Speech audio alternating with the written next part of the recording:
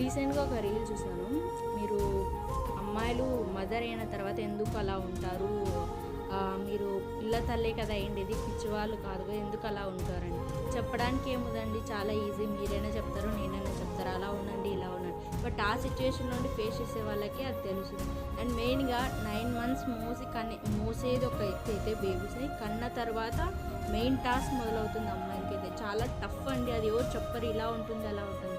వాళ్ళ daily routine బట్టి ఒక్కొక్కరు ఒక్కొక్క సిచ్యువేషన్ అనేది ఫేస్ చేస్తారు. సో వాళ్ళ టైం ఎలా ఉంటుందంటే, టైం టు టైం బేబీకి ఫీడ్ ఇచ్చామా, వాళ్ళని మంచిగా నిద్రపుచ్చామా, వాళ్ళని మంచిగా చూసుకున్నామా, ఏదైనా సరే వాళ్ళ గురించి ఆలోచించడానికే సరిపోతుంది తప్ప మా గురించి మేము ఆలోచించడానికి టైం ఉండదు.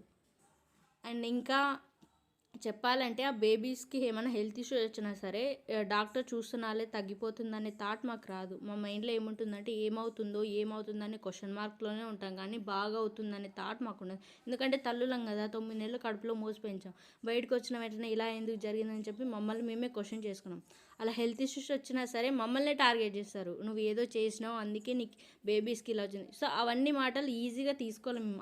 అండ్ మెయిన్గా ఆ సిచ్యువేషన్లో అయితే మనం చాలా ఈజీగా హార్ట్కి తీసుకుంటాం, ఏమో నా వల్లే ఇలా అయిందేమో నా బేబీకి అని.